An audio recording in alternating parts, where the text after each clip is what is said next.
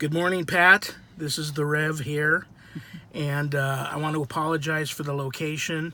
I want to apologize for if I look exhausted.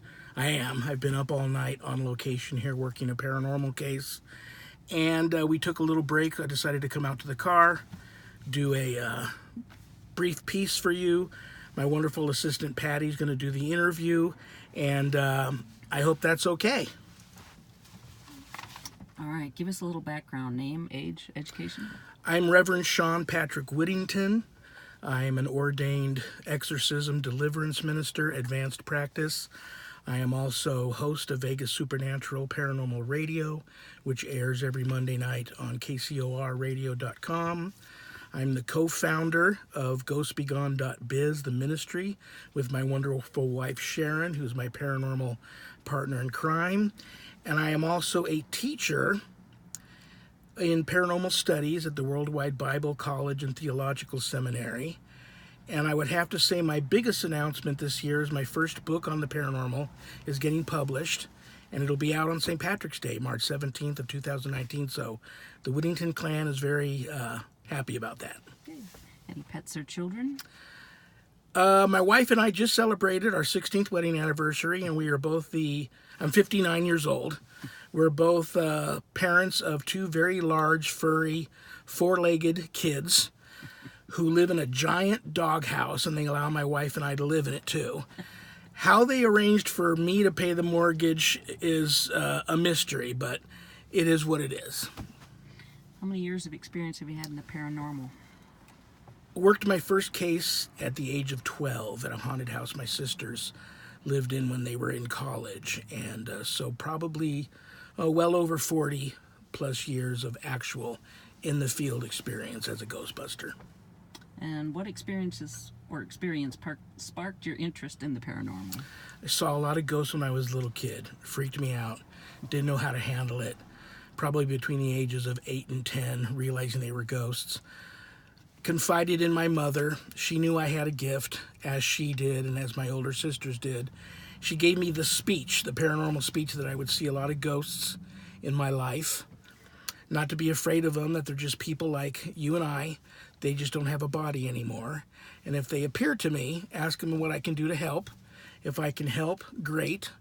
If I can't, let them know that I can't, and to ask them nicely to please be on their way and not to bother me anymore. So pretty much from that point on, I was on that path. What's your specific talent as a paranormal investigator?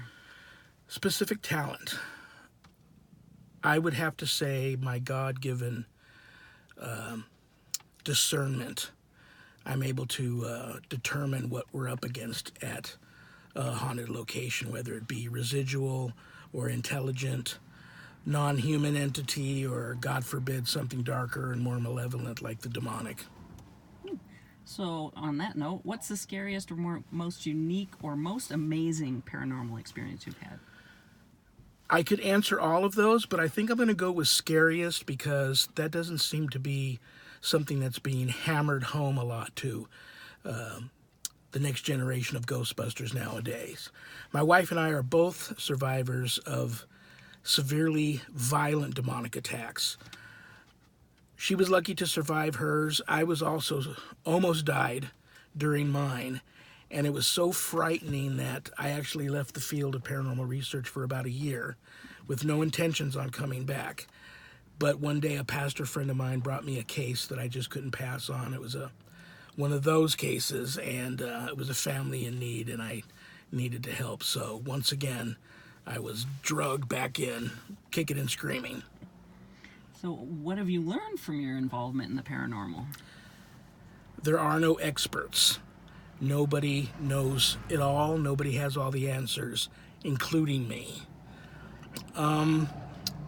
Respect the field. Respect your colleagues. Respect ghosts. No conjuring, because I'll tell you, you would be... you might just find out that the things of your worst nightmares are real. Be careful. Anything else you'd like to tell us about what you could contribute to this new show? I contribute me. I've been called quite the paranormal tool, no pun intended. My reputation and presence legitimizes a team and an investigation. So me. Any closing notes to this interview? I love you all. Thank you, Pat. I hope this was okay with you and whoever you're going to show this to. God bless all of you, and be careful out there, guys.